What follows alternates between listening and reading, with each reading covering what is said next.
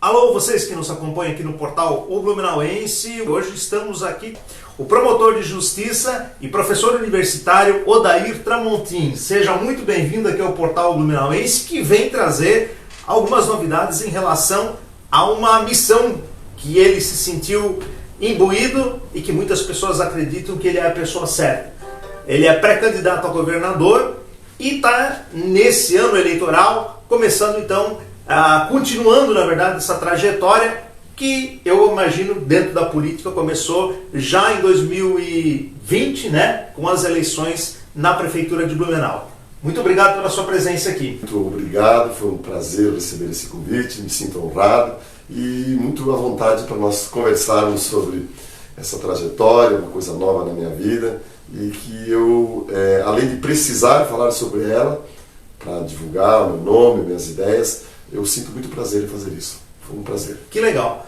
Bom, tem uma história dentro do Ministério Público de muitos anos, mas uma história que começou lá no oeste, né, em Campo Herê, a cidade que nasceu, e depois a gente olha, né, pro promotor e pensa, pô, esse cara aí já nasceu, deu tudo certo na vida e começou. E realmente deu, né? Mas começou até como frentista de posto de combustíveis, né?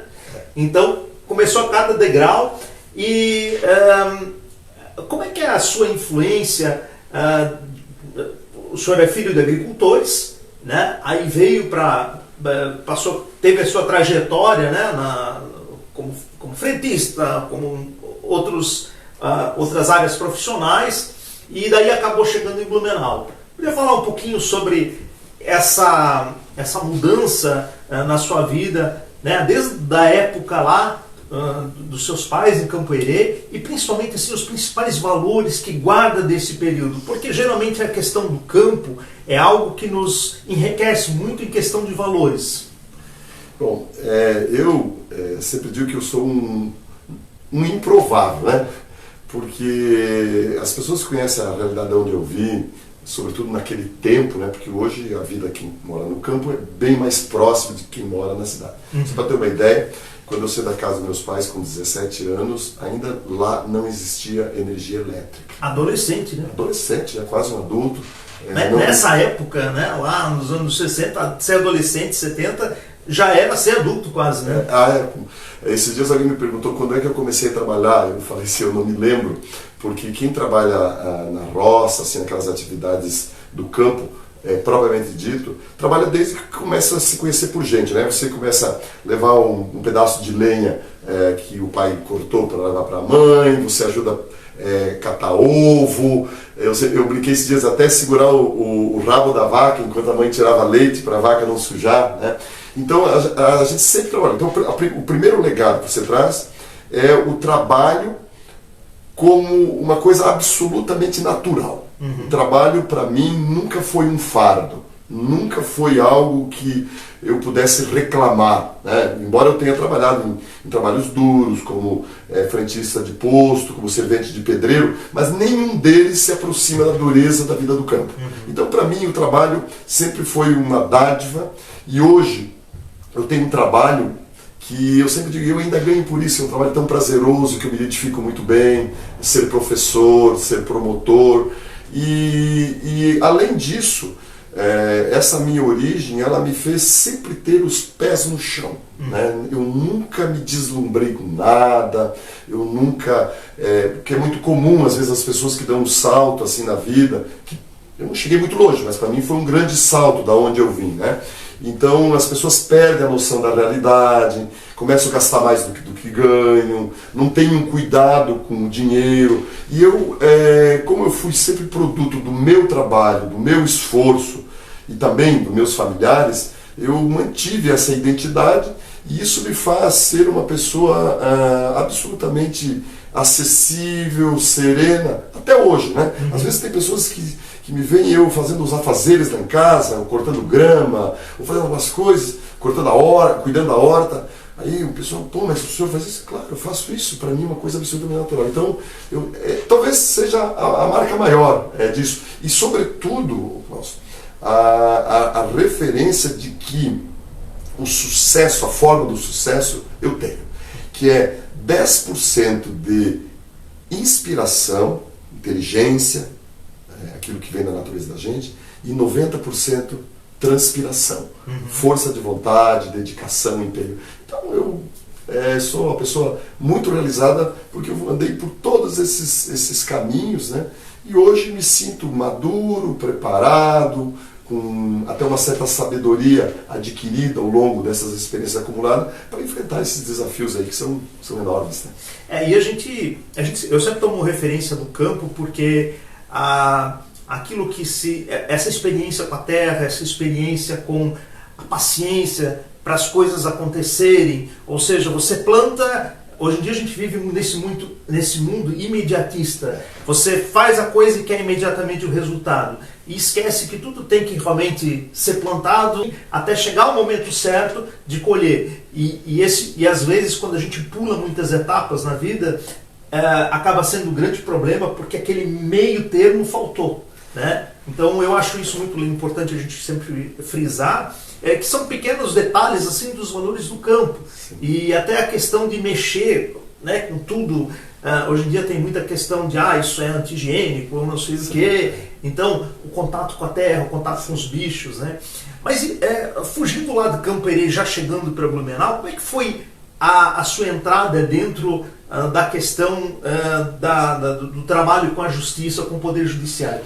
Assim, voltando ainda às gerações antigas, eu sou de uma época em que a gente não fazia o que gostava, a gente gostava do que fazia, né?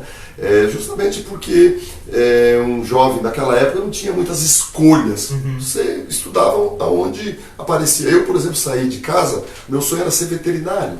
E acabei indo para Florianópolis, porque lá no Oeste não tinha faculdade, e não tomei esse cuidado, né, de olhar o curso que tinha aqui, porque a federal tinha todos, e não tinha veterinária.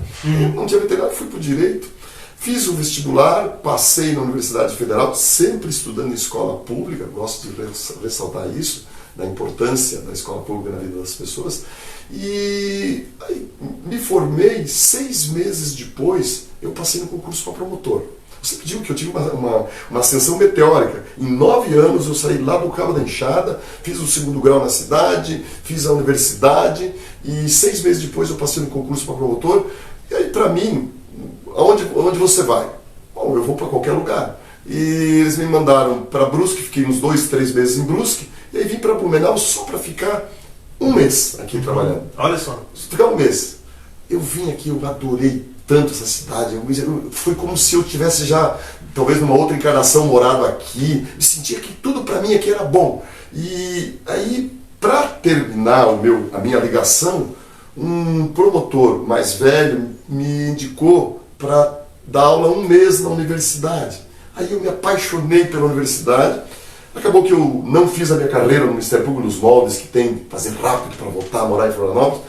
E trabalhei aqui a minha vida toda. Estou aqui há 33 anos, há 33 anos no Blumenau. Trabalhei minha vida toda aqui no Vale do Itajaí, Pomerode, Indaial, Ascuro, essa região. E por isso que eu tenho mais tempo de vida em Blumenau do que antes. E me sinto assim como alguém da casa. Eu quase me sinto um blumenauense. Assim. Aliás, eu conheço mais Blumenau do que muitos blumenauenses. Tem gente daqui que não conhece a Nova Rússia, não conhece a Vila Itopava, não conhece os detalhes, as ruas. Eu ando de bicicleta, ando de moto, então eu sou curioso. De vez em quando tu conhece um lugar assim que você nem imaginava que existia. Então eu tenho uma perfeita identidade com Blumenau. Gosto muito daqui. Ser promotor de justiça também está envolvido no sentido assim de com vários casos que às vezes até são incômodos, né? Como dentro da própria questão da segurança pública, enfim, e de decisões que envolvem a vida das pessoas. Certo. O que dentro desse período mais lhe marcou? Assim, as pessoas sempre me perguntavam por que eu dei aula tantos anos na universidade. Ainda estou vinculado, estou em processo já de desligamento. Porque a universidade para mim era a minha terapia. Porque lá no Ministério Público, em geral, a gente convive com a miséria humana. Né? A miséria do desajuste familiar, da violência, da ganância, do crime. Então é um ambiente muito pesado. E aí a universidade, eu saí lá do fórum fazendo um júri, uma coisa assim mais pesada, sangue, ódio. E aí você vem para a universidade e convive com aqueles adolescentes de 19, 20 anos, ávidos por um futuro, querendo, às vezes até fantasiando, romantizando a vida. E aquilo para mim me faz um bem enorme. Poder fazer a diferença na vida das pessoas. Isso ser uma referência, porque muitos alunos hoje, meus ex-alunos são promotores, são juízes, e falam assim, olha professor, você foi uma referência para mim, isso não tem preço. Aí eu volto a uma frase do imperador Pedro II, que uma vez ele disse, ele era homem das artes, culto, ele falou assim, se eu não fosse imperador, eu queria ser professor. Aí eu sempre digo, se eu não fosse promotor, eu queria ser professor. E eu acabei sendo as duas coisas. Então, lá no ambiente forense, ele é de fato pesado. Mas, com o tempo, a gente acaba se acostumando e aprende muita coisa. Porque eu sempre digo, Klaus, que o grande aprendizado não está nos acertos, está nos erros. Né? E quando a gente convive com os erros dos outros, aí você já começa a criar um antídoto para a tua vida, uma trajetória voltada para isso. E, por exemplo, embora no Brasil hoje o crime, infelizmente, acabe compensando, né? Triste dizer isso, mas foi uma marca muito forte na minha vida além daquela firmeza de caráter que veio lá do pai, da mãe, da minha família, da minha escola, de ver isso, que o crime não compensa. Ele pode compensar materialmente, mas do ponto de vista emocional, de como pessoa, como ser, ele é uma carga muito ruim. Por isso que o criminoso, claro, nós temos vários tipos de criminosos, mas o criminoso ele é uma pessoa pesada, ele é uma pessoa que tem uma carga negativa muito grande. Eu trabalhei quando estudante na penitenciária, durante uns 6 meses, foi um aprendizado muito grande. Qual penitenciária? Penitenciária de Florianópolis. Quando eu era estudante, eu trabalhei lá 6 meses, mais ou menos, de penitenciária, e aprendi também muita coisa, no sentido de que ninguém é totalmente ruim, porque lá dentro também tem pessoas que tirando o seu lado ruim, tem solidariedade, tem, às vezes, bons modos, e ninguém é totalmente bom. Não existe, todos nós temos alguma carga, assim, algum momento que talvez tu nunca expresse isso, mas às vezes a gente tem lá alguma quedinha por uma invejazinha aqui, com um descarrego ali, com alguma coisa lá. Então, eu hoje, assim, já na maturidade da vida, eu vejo que se eu errar alguma coisa, é de burro, porque eu tive um monte de experiências, um monte de vivências, um monte de referências, tanto negativas como positivas, que me fizeram essa pessoa que eu sou hoje. Agora, a avaliação do que eu sou, eu não posso dizer porque as pessoas que estão de fora conseguem ver. Mas eu me sinto, assim, uma pessoa em paz, vivo muito bem, e com uma missão, assim, cumprida, digamos. Se eu tivesse que parar hoje, eu digo assim, eu fui um profissional que me dediquei o máximo, fiz aquilo que estava ao meu alcance. Bacana, né? Eu acho que essas experiências todas são muito importantes, como o senhor bem colocou, quer dizer, esteve também em um ambiente pesado, e no caso, na sua profissão, é essencial poder ter essa leitura generalizada, né? Mas aí de repente chegou o momento de entrar na política. Saiu da capoeira e foi pro mato, como vocês outros. E aí chegamos num momento em que a política, apesar de tudo, né, que a gente ouve, etc., muitas vezes as pessoas não gostam de discutir, as pessoas não gostam de falar, mas os problemas que hoje em dia a gente enfrenta, muitos deles são decorrentes de decisões políticas, né? Quer dizer, a questão, às vezes você pensa, o cara com tantos BOs foi solto. A lei foi escrita por deputados, aprovada por senadores, enfim, então que nós votamos nele. Exatamente. Então, de repente, aqui na nossa cidade não tem uma ponte, ou faltam recursos para construir isso, aquilo. É em decorrência das decisões que nós tomamos, porque alguém toma essa decisão para colocar aqui.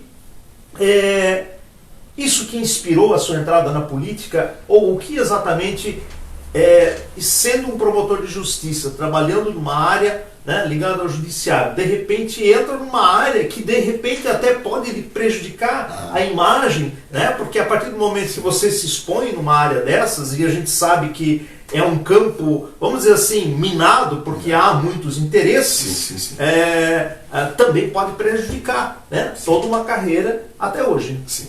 Esse é o grande temor.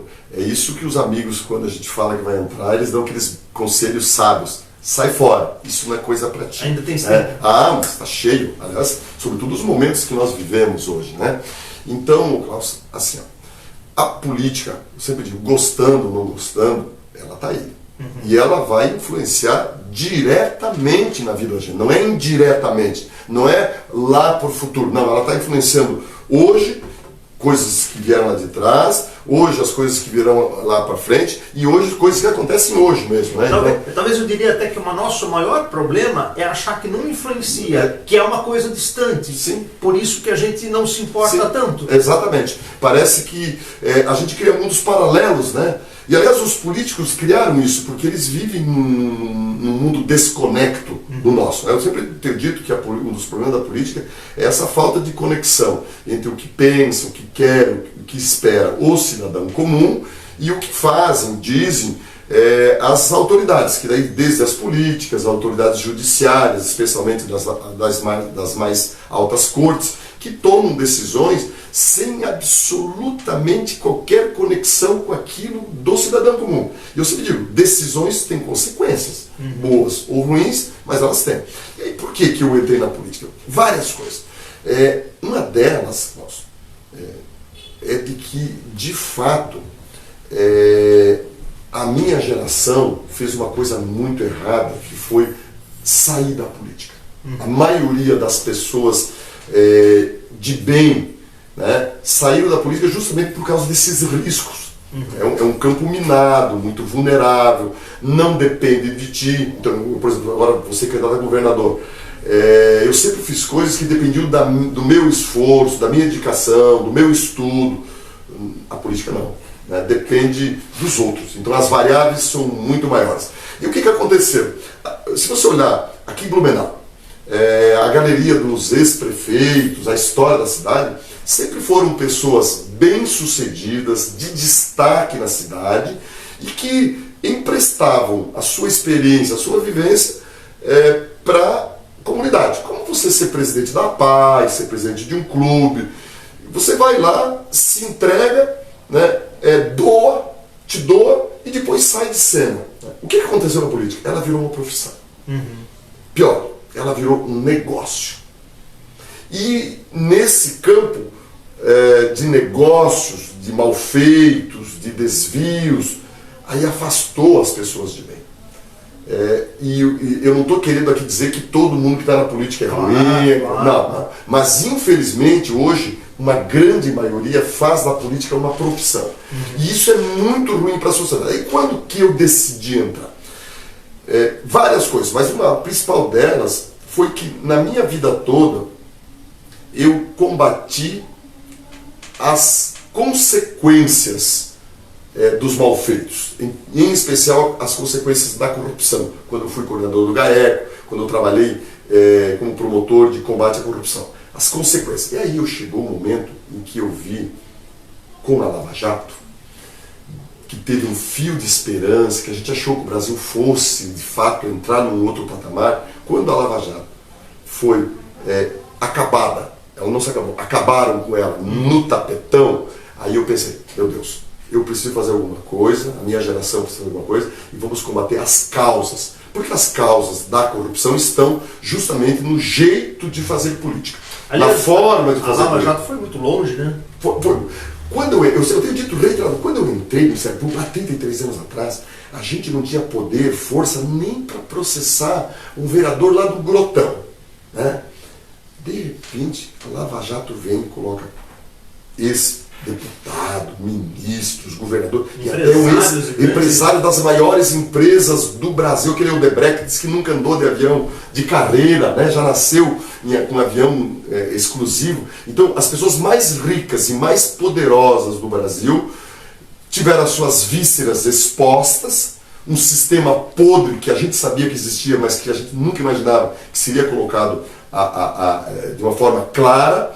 E aí, de repente, no tapetão, o Supremo vem e joga tudo isso no lixo. E como eu digo reiteradamente, os mocinhos viraram bandidos e os bandidos viraram mocinhos.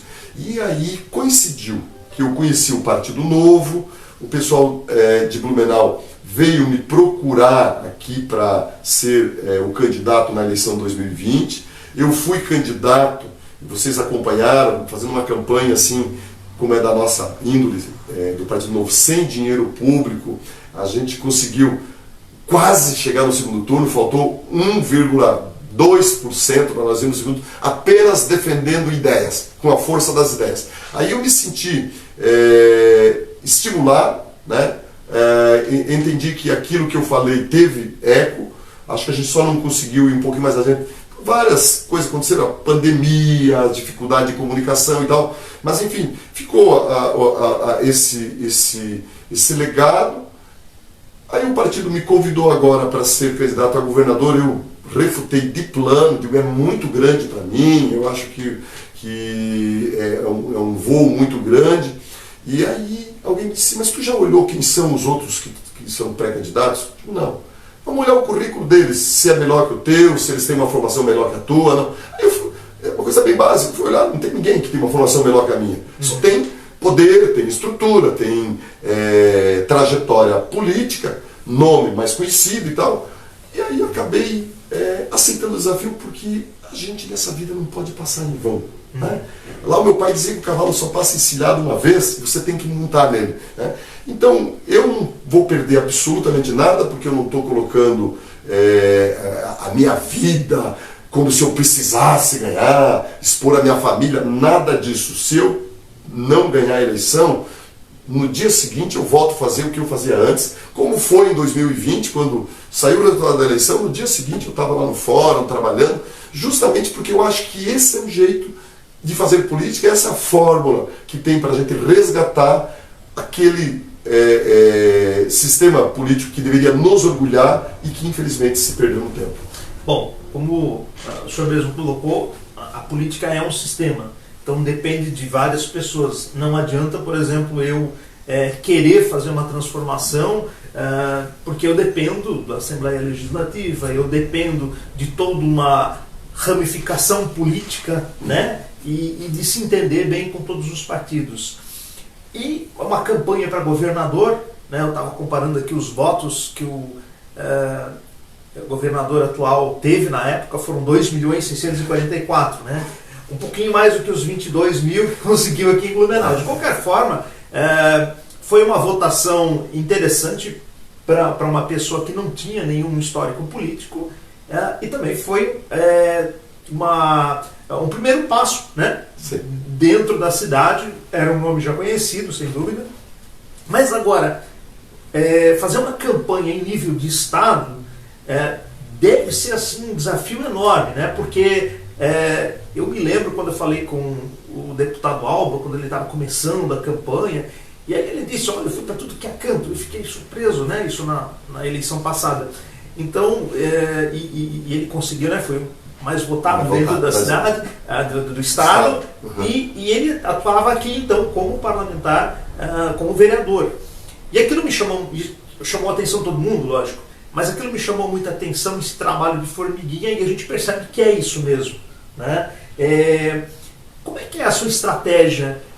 É visitar realmente todas as cidades, ou claro, as cidades principais, eu quero dizer, né, as cidades polos, e como é que o partido está lhe dando esse suporte? O desafio, ele se multiplica quando a gente coloca a situação da seguinte forma. Temos um partido que é pequeno ainda, porque é novo, né? Começou ali faz pouco tempo. Literalmente. 2000, né? Novo, partido novo. Em todos os sentidos. Né? Mas também novo nos vícios, não tem vícios, não tem passivo, digamos assim. Bom, esse é um desafio. O outro não usamos recursos públicos, então a gente não usa dinheiro público. Isso é um fator que dificulta. Por exemplo, eu fiz um roteiro pelo Oeste, eu dirigindo meu próprio carro, hospedando em hotéis, casa de parentes, amigos. demorei 10 dias para fazer isso, né?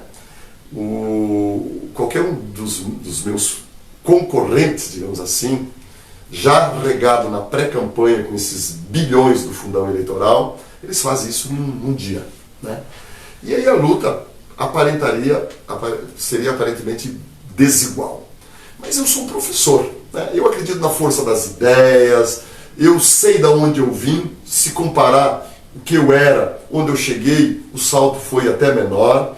Eu, aqui em Blumenau, participei de uma campanha que também eu tinha lá 1%, né, nas intenções de votos, e disputando com o Alba, que tinha sido mais votado, com o Natel, que tinha sido reitor por 8 anos da FURB, com o Nats, que era o deputado presidente da CPI, com a Ana Paula, deputado 2 ou 3 vezes, esposa do Décio Lima, com o João Paulo, filho de governador, prefeito 2 vezes, deputado não sei quantas vezes, o Mário, prefeito no cargo.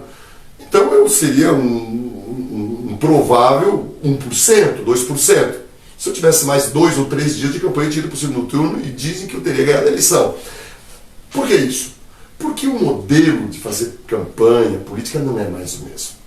Isso que nós estamos fazendo agora, você grava aqui, isso vai lá para Itapiranga, vai lá para Campo Herê, vai lá para Sombrio, no sul do estado, porque o que os políticos não perceberam, em 2018 já veio a conta, né, é que mudou, o mundo mudou. O mundo não é aquele mundo dos conchavos, dos ajustes, aquelas repartições que eles falam, eu te dou a secretaria tal, ou isso, aquilo, aquele toma lá da cá. Não. Hoje, as pessoas que, como eu, há alguns anos atrás não tinha nem energia elétrica, hoje os meus sobrinhos que moram lá, meus irmãos mais velhos continuam morando lá, eles têm o mesmo acesso que eu tenho aqui no Blumenau. Tem Wi-Fi, tem celular, estão dirigindo o trator e mexendo no WhatsApp, né? Então essa mensagem chega lá, chega nos lugares.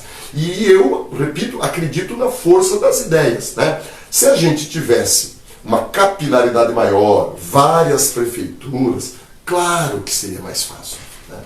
Eu não consigo ir em todas as cidades, não porque eu não tenha vigor, força. É porque não tem ninguém lá para me esperar, né? Então eu preciso ter um lugar que tenha filiados, que tenha isso. Mas eu tenho muito para mostrar, né? Então o Partido Novo, para dizer que os desafios me fazem respeitar o pleito, mas também me fazem ver que é possível. O prefeito da nossa maior cidade, de Santa Catarina, é do Partido Novo. O Adriano Silva, um jovem que nunca tinha sido candidato a nada, nunca tinha sido filiado a partido político como eu, foi lá cheio de deputado estadual, deputado federal, não sei mais quem, os caras gastando lá 10 milhões, um gastou 8, outro gastou 6, ele gastou lá 700, 800 mil reais, se elegeu. O Romeu Zema, em Minas Gerais, você sabe, você conhece, acompanha, era um empresário, né, um empresário bem sucedido, mas um empresário desconhecido. Foi lá disputando com a turma do PT, do Pimentel, do Aécio Neves, Anastasia, ganhou a eleição no segundo estado mais populoso do Brasil, tem 853 municípios, se não me falha a memória, e fazendo assim, né, a campanha da conversa, do diálogo. Então o que eu tenho feito? Para resumir, eu tenho ido nos locais que me recebem, vou lá na Associação Comercial Industrial, vou lá no Rotary, vou lá no Lions, vou lá no CDL e me apresento, falo da onde eu vim, quem sou, como eu cheguei e qual o partido que eu represento. Aí quando eu falo essas coisas, me dá até uma certa angústia, porque as pessoas que me ouvem nitidamente concordam com aquilo que a gente diz. Daí o grande desafio é fazer que essa mensagem chegue ao maior número de pessoas. Se nós tivermos força para isso, capilaridade para isso, eu tenho certeza de que nós temos chances reais. Agora, lá na frente, uma coisa aqui, outra ali, podem representar, dá certo, não dá certo, mas principalmente, eu resumo a resposta da tua pergunta, é que é bom a gente bater um pênalti quando está ganhando 3-0. Né? A gente quer fazer o gol, quer fazer o gol bonito, mas se não fizer o gol, o jogo está ganho. Na minha vida é assim, eu não preciso disso para viver, eu não estou preocupado o que eu vou ser em 2024, se a minha vida política vai se acabar se eu fizer só 5% dos votos, eu não estou absolutamente preocupado com isso, e isso me dá liberdade, me dá transparência, me dá verdade, e as pessoas, repito, elas não são mais bobas não, elas sabem quem está mentindo, elas sabem quem está fazendo disso um jogo, quem está prometendo que não pode cumprir, e eu não faço nada disso. Então acredito que com esse jeito, com essa postura, aquilo que quase deu certo aqui em Blumenau, talvez dê certo nessa campanha para governador. E o pré-candidato? Quais são as principais propostas em relação ao Estado, caso seja eleito? Ou seja, hoje nós temos uma estrutura em todo o Estado, né, com nosso Estado, ele mais do que nunca sempre tem sido bem visto, muito mais nos últimos anos, inclusive se destacando entre outros já tradicionais, né? A gente tem, o nosso Estado é pequenininho ali no meio em relação a todos os outros, e é enorme, porque se a gente olhar, não é a capital não é a maior cidade do Estado, nem economicamente falando, né? E assim a gente tem diferentes polos espalhados, a gente tem Blumenau no Vale do Itajaí, tem Joinville lá em cima no estado, lá no norte, temos Criciúma lá no sul, e assim por diante, né? Chapecó, temos diferentes, é um estado assim que em todo canto tem alguma coisa que chama atenção, né? É um estado assim que, na minha opinião, não só na parte de economia, mas na questão da etnia, na questão da cultura. E a gente está falando de economia, mas o turismo também. De repente nesses dias eu me lembro que eu estava fazendo uma matéria, não recordo qual mas aí tinha as quedas, acho que é lá no meio oeste, e aí eu pensei, caramba, nós temos isso aqui no estado, então a gente vai, nós temos os canyons lá no sul, então cada coisa interessante que o nosso estado tem, assim, que a gente fica, nossa, nós temos isso aqui. E a gente também percebe que as pessoas de outros estados vêm para cá encantados por essa cultura. O que o senhor, na sua opinião, acha que hoje é essencial para Santa Catarina a curto prazo, em termos de economia, em termos de educação, em termos de tudo? É claro que é uma pergunta muito ampla, sim, mas só para a gente ter assim, os tópicos daquilo que o senhor sente, primeiro, como pessoa, quando aceitou o desafio, puxa, eu gostaria de mudar aquilo. E é claro que o senhor está dentro de um partido. Sim. Existe toda uma equipe que trabalha. Eu acho que às vezes as pessoas esquecem isso, né? Às vezes eles elegem um governador, elegem um deputado, elegem etc. Mas aquele cara representa toda uma equipe, né? Então a decisão que ele toma não é uma decisão sozinha, né? E na sua visão, assim, o que Santa Catarina precisa mais hoje para ser melhor? Assim, o Partido Novo é um partido que tem valores, tem 6 valores. O primeiro, a liberdade individual, a liberdade de empreender. Uma das coisas fundamentais que a gente faz e trabalha muito é para diminuir o peso do Estado na vida de quem empreende, quem produz. Burocracia. É um inferno.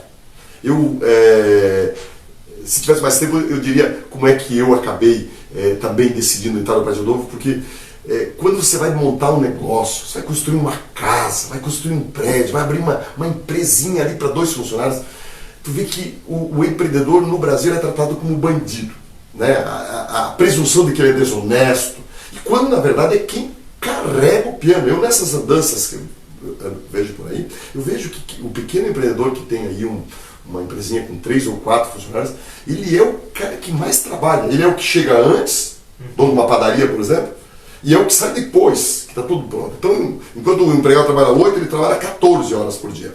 E ainda tem o peso da burocracia, de alvará, de vigilância, para cá, para lá.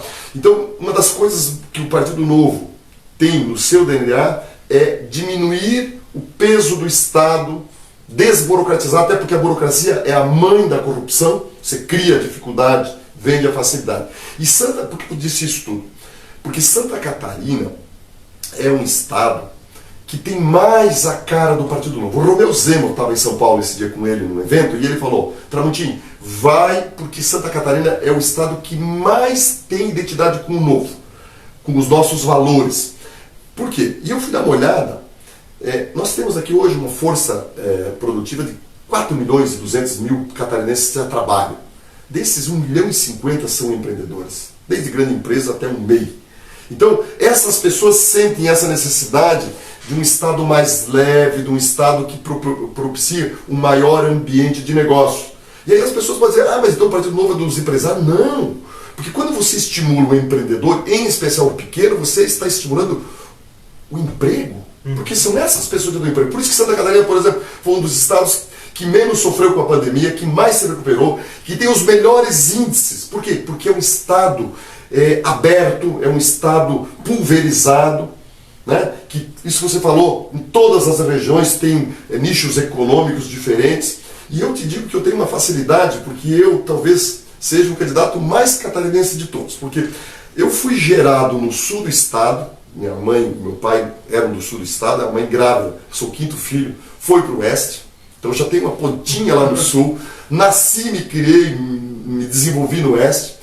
Me formei no leste, que foi Florianópolis, fiz faculdade, e trabalho no Vale Norte, digamos assim. Então eu tenho uma identidade com todos os lugares, e nessas andanças, eu, para tentar ser mais resumido na tua pergunta, das principais demandas, nessa viagem agora, que eu encerrei semana passada, fiz quase 10 mil quilômetros dirigindo meu carro, muito sacrificoso, eu identifiquei as principais demandas, e por incrível que pareça, elas são as mesmas que a gente vem ouvindo desde os anos 70, quando eles prometiam que o Brasil era o país do futuro.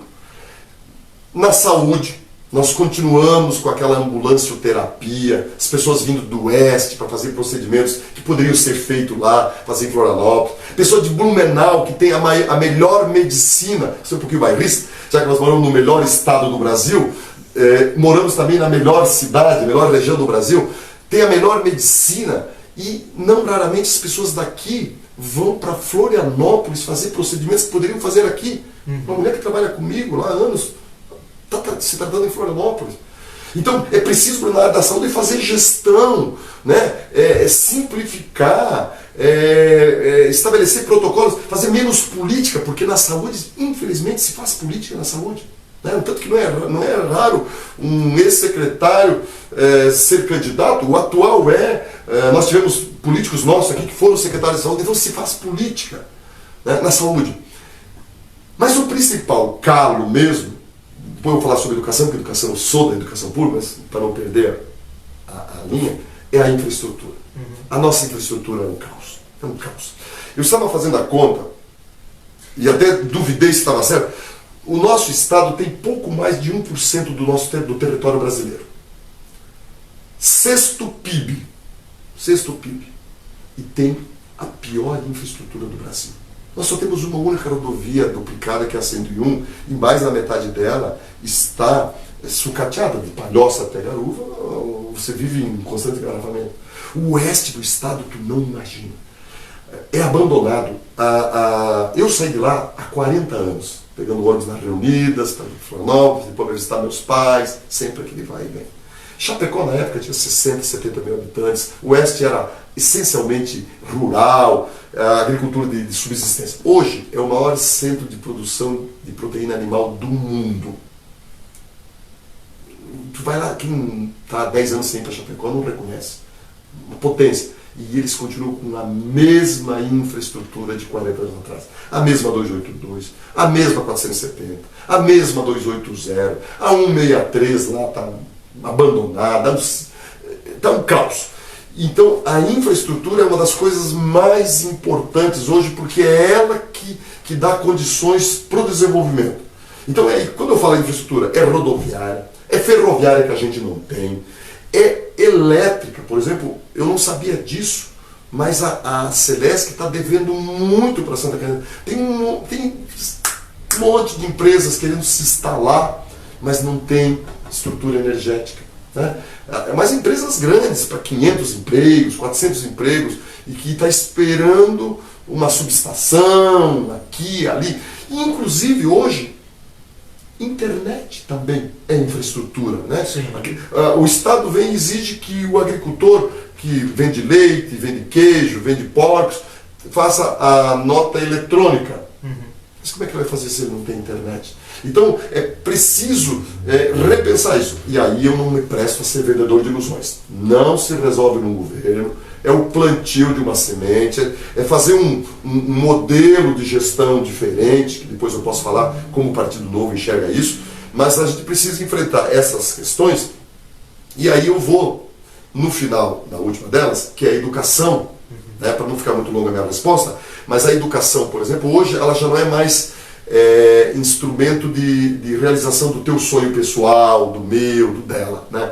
Hoje é infraestrutura, porque a educação hoje ela é condição para o desenvolvimento econômico, né? Eu falava com as pessoas de empresas que qualquer máquina, mesmo uma mecânica, a madeireira, por exemplo, a madeireira sempre foi uma coisa mais rústica, o trabalhador analfabeto. Não, hoje ele precisa fazer um procedimento, uma planilha ali numa máquina. Então a pessoa que não tem uma mínima formação não consegue isso. E nós temos, por outro lado, um exército de desempregados, justamente por quê? Porque a escola não está preparando essas pessoas para o mercado de trabalho. Então, na educação, esse sim é médio e longo prazo, mas algumas coisas mais urgentes, a gente precisa trazer a educação do século passado para o século XXI. Ela parou no tempo.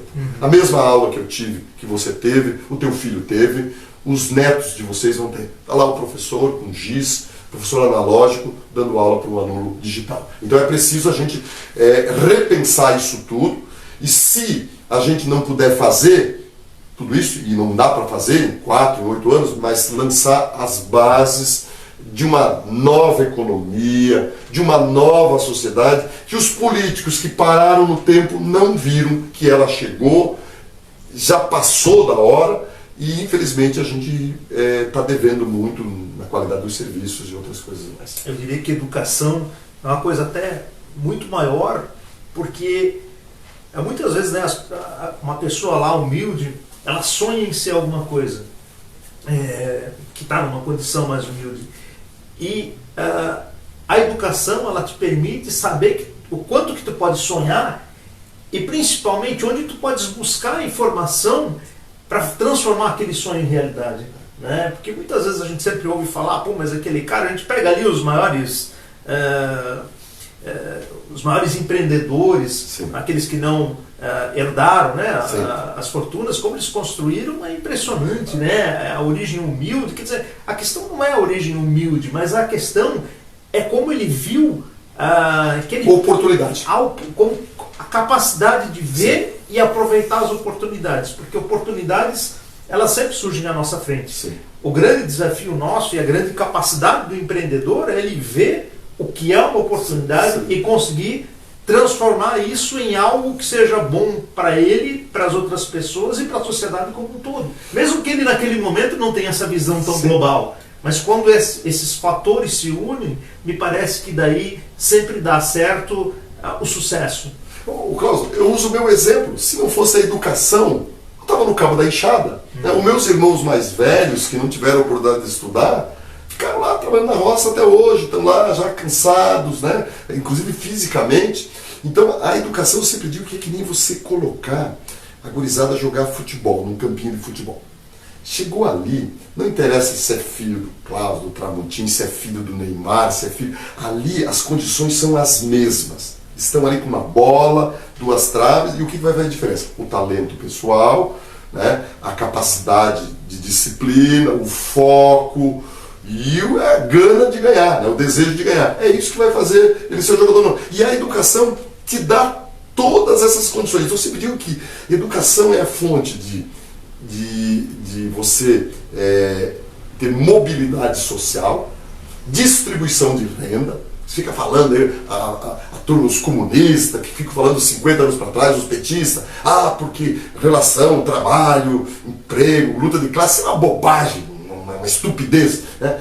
Você tem que dar instrumentos para isso. Por quê? Porque um guri lá da Vila Itopava, que mora lá, estuda numa escola isolada da Vila Itopava, ele tem condições de disputar em condições de igualdade com o meu filho, claro, com o teu, com qualquer um, desde que você dê uma educação de qualidade. Agora, nós precisamos trazer educação para cá, né? Ela não pode ficar lá atrás. Então esse é o desafio. E é o seguinte, né? Quando a gente fala do agricultor, a gente não a gente na verdade, hoje, a gente vê um bom momento da sociedade quando muitas pessoas, existe o êxodo oposto, né? O êxodo das pessoas que saem da cidade e vão voltar para o campo, justamente por isso que o promotor colocou aqui, porque a infraestrutura, a internet, o financiamento está permitindo que, e está atraindo também a muitos jovens a ficar no campo. Ah, sim. Porque, e aí entra o conhecimento, eles voltam como engenheiros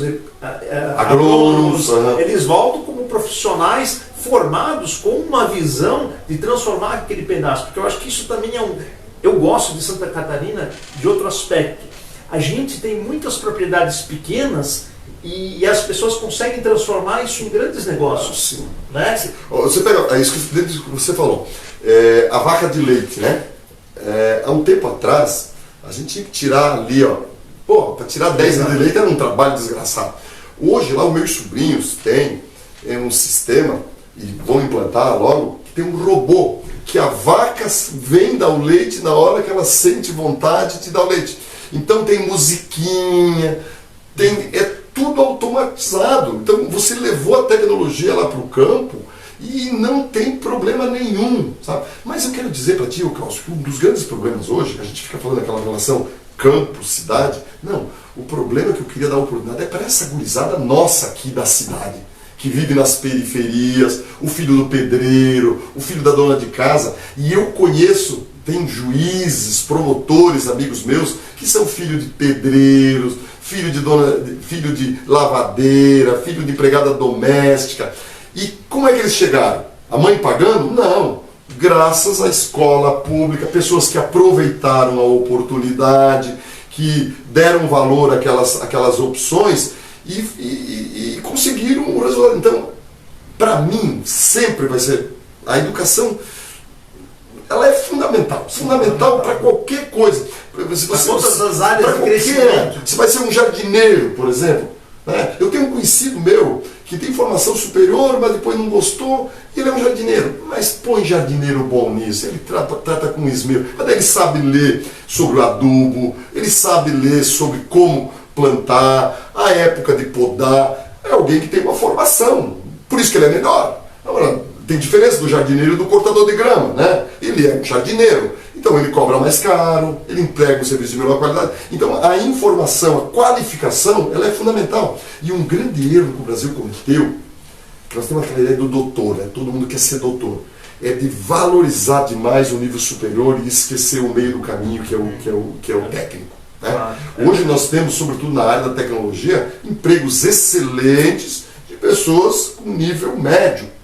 Ganha mais do que um nível superior. Tem muita gente com nível médio que ganha mais do nível superior. E o Brasil se perdeu nisso e gasta muito mais mesmo em educação superior do que educação básica, educação média. E isso é um erro que precisa ser consertado, porque nós temos hoje, por exemplo, na área da tecnologia, esse dia eu fui na ACAT, que é a Associação Catarinense de Tecnologia, eles me disseram que eles têm cerca de 7.000 vagas no estado, salários a partir de R$4.000 de programador ou similares ali, e não tem gente. Aí eu fui falar com o Tomil aqui da nossa ProWay, excelência, o Sérgio Tomil, um amigão querido, e ele tem aquele programa Entra 21, né?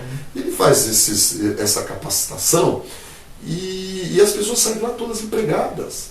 E nós tendo jovens abandonando a escola, jovens saindo da escola, muitos indo para o crime. Por quê? Porque a escola não tem mais atrativo, né? Ela precisa se modernizar, precisa criar um ambiente para manter essa gurizada. Precisa vender sonhos. Exatamente. É um vendedor de sonhos, é um professor com um vendedor de sonhos.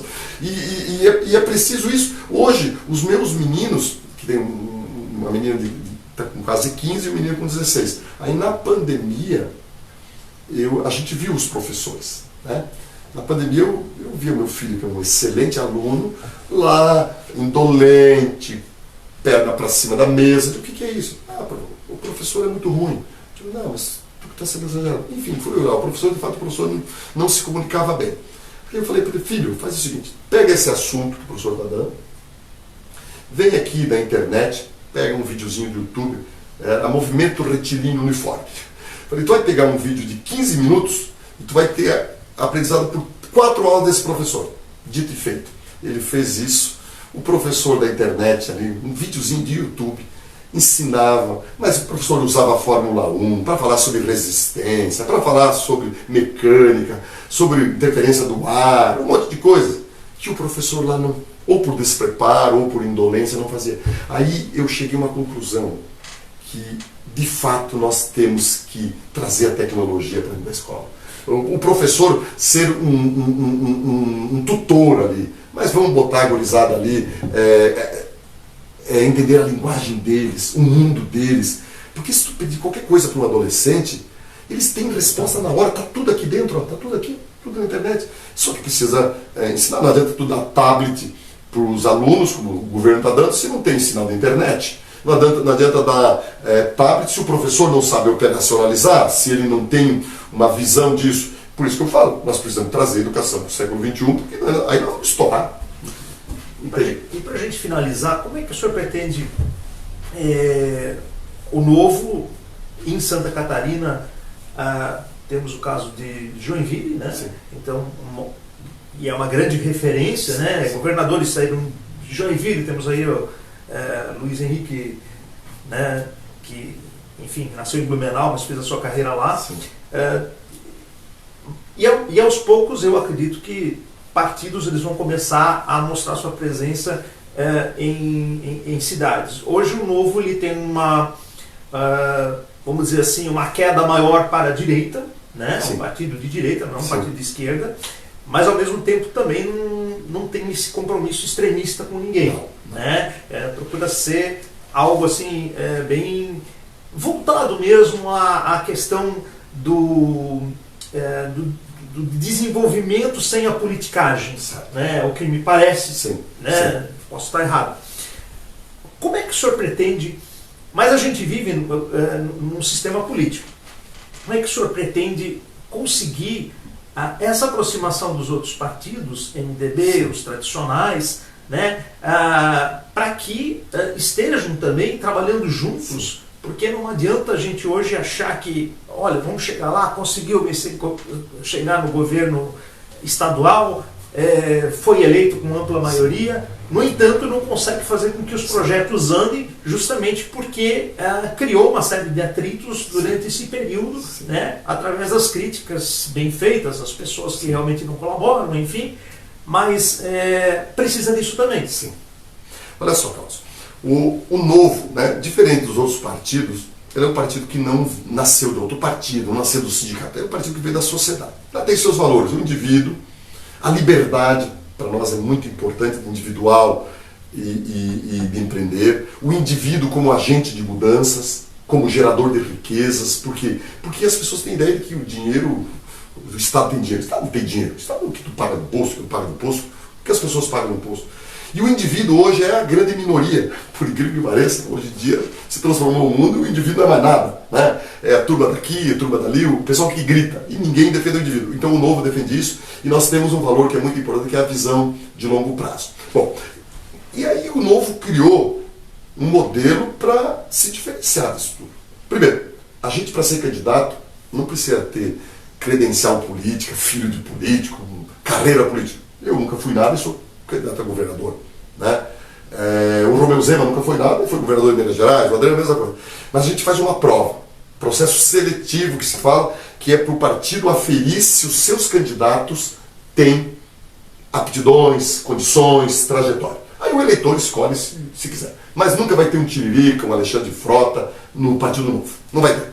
Bom, e quando a gente ganha o poder, quando a gente assume, no caso, nós temos a maior cidade aqui e o segundo estado, a gente também compõe as equipes sem esse toma lá da cá, né?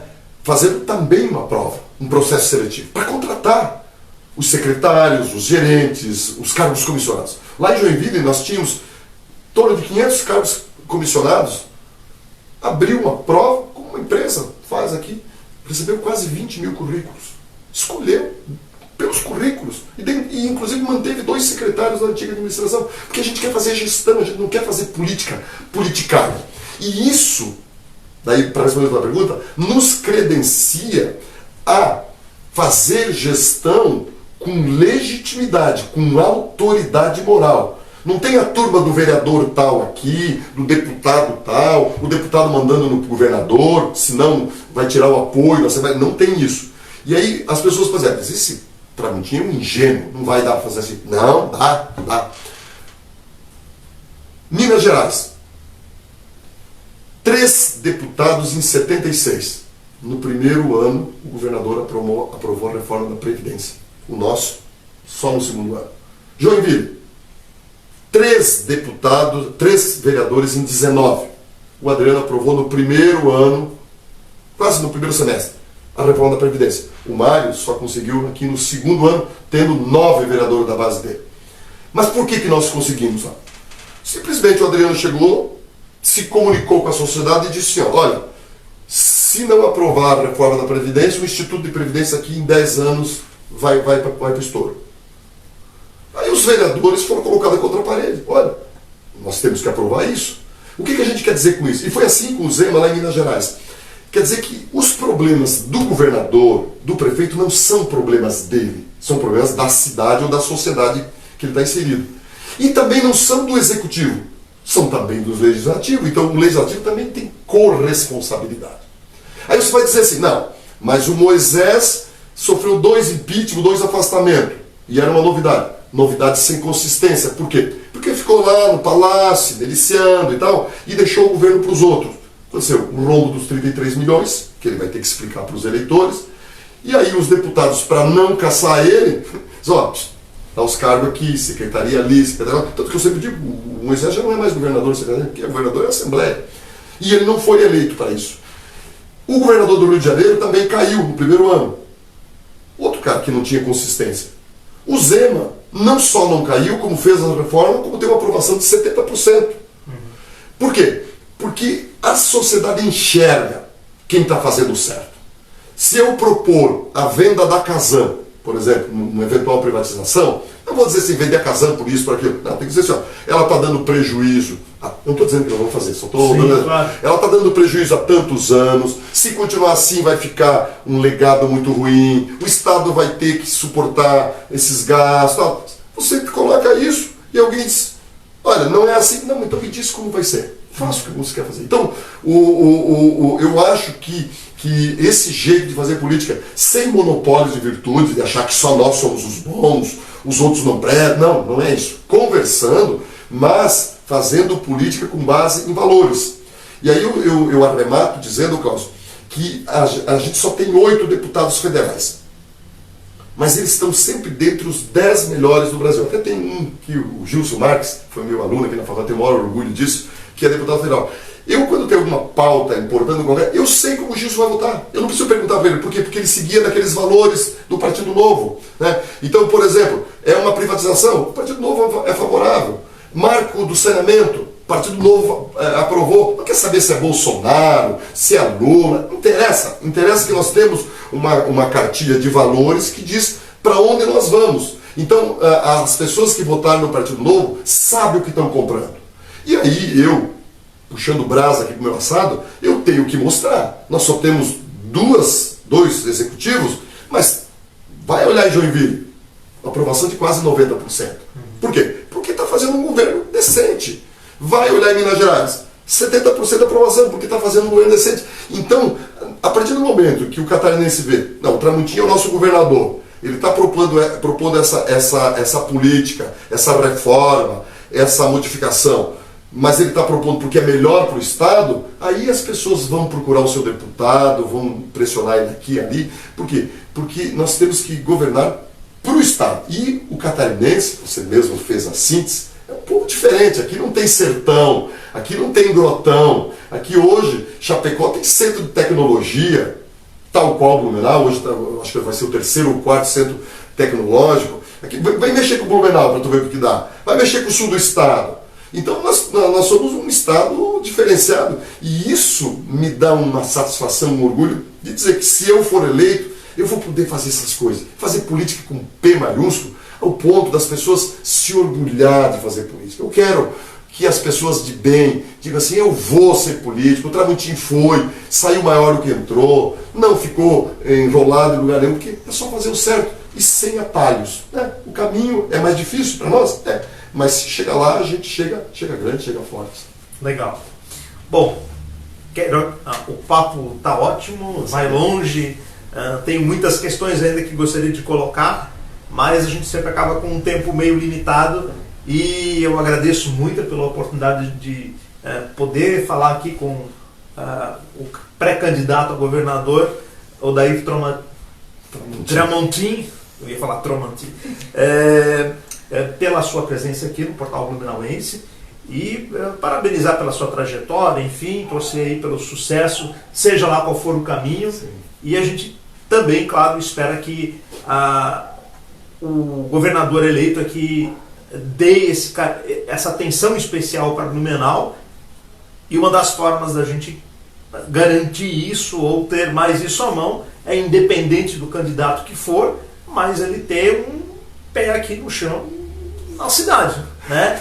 Então nós temos aí outros pré-candidatos, mas o importante é a gente sempre lembrar que se a gente quer coisas para o Vale do Itajaí, então seja deputado federal, seja deputado estadual, seja qualquer cargo que for, senador, etc., temos que realmente lembrar, né, que as pessoas aqui da região, teoricamente, olham para a nossa região. Então a gente espera que, se vier a ser um dia governador aqui do nosso estado, possa lembrar desse carinho e trazer aqui para nós, né, tudo isso dali. Afinal, mais importante do que trazer para Blumenau, trazer para Joinville, trazer para qualquer cidade do estado, é o que o governador faz pelo conjunto. Não adianta a gente achar que nós sendo beneficiados, nós seremos realmente só nós beneficiados. É sempre o conjunto que acaba sendo... porque a gente depende do que acontece em Pomerode, a gente depende do que acontece lá em Chapecó, a rodovia ela tem que vir de lá para cá, então nós somos interdependentes de outros estados. Então quanto melhor isso ficar resolvido por quem assumir a gestão, tanto mais nós seremos beneficiados. Mas é claro que a nossa cidade, a nossa região, com todo o poder econômico, com tudo que construiu ao longo da história, né? Seja na questão da informática, citou o plano ali, né? O Entra 21, que agora virou estadual, mas que começou, o projeto começou aqui na nossa cidade, e agora temos mais o outro projeto que esse é uma encrenca para eu falar, mais Dev 2 Blue, é isso? BNU. BNU. Então a gente tem mais um projeto surgindo que é justamente nessa questão voltada à tecnologia. Então, mais uma vez, obrigado pela sua presença e a gente deseja, claro, sucesso. Eu agradeço, foi um momento muito agradável, uma conversa, te conhecer melhor aqui. Obrigado pelo carinho, pela acolhida. E nós dependemos, né, dessa comunicação, dessas ideias.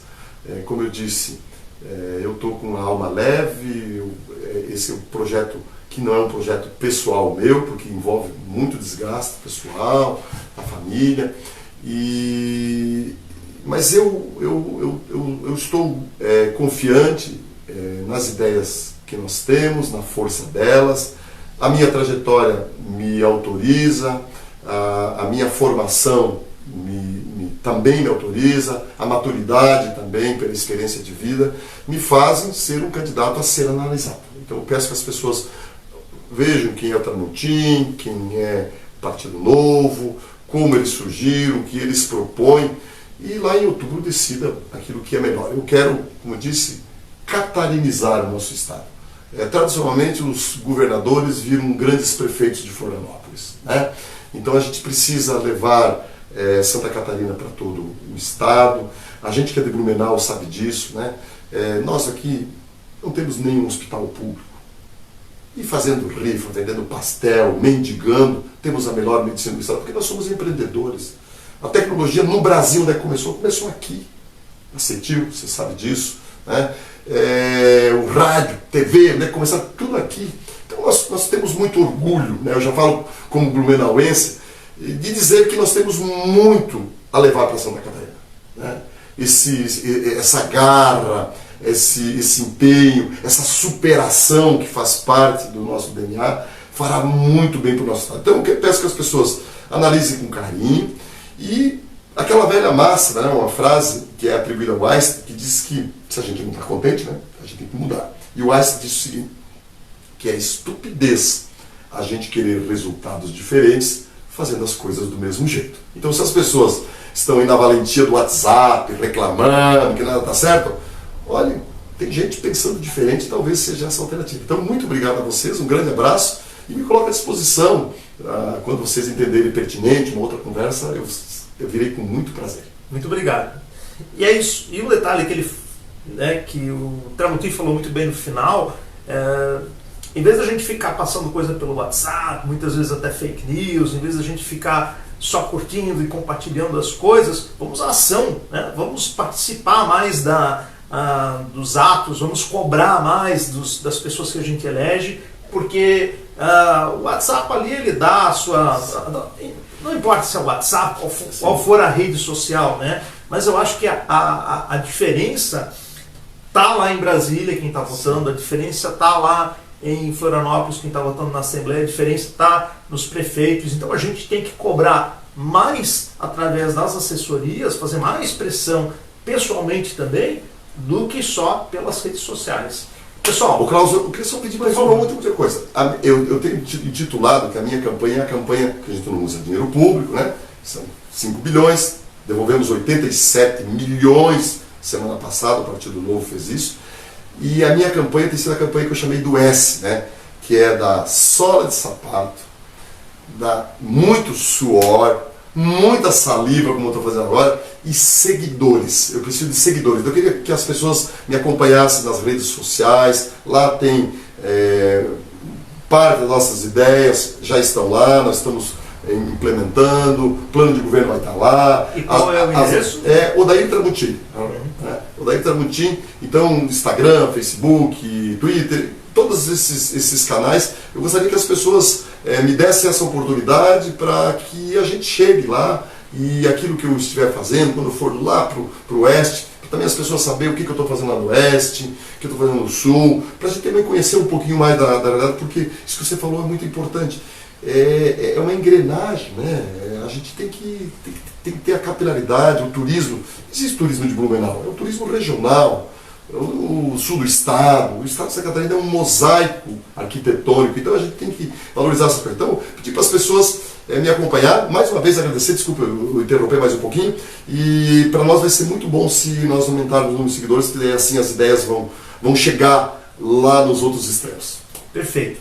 Pessoal, muito obrigado a todos que acompanharam até agora, a todos que vão ver essa entrevista mais tarde, e se vocês gostaram, compartilhem, porque sempre é uma informação direto da fonte, né? E é importante a gente conhecer a história da pessoa para quem a gente vai dar o nosso voto de confiança para coordenar as ações do futuro. Um grande abraço a todos e até a próxima entrevista.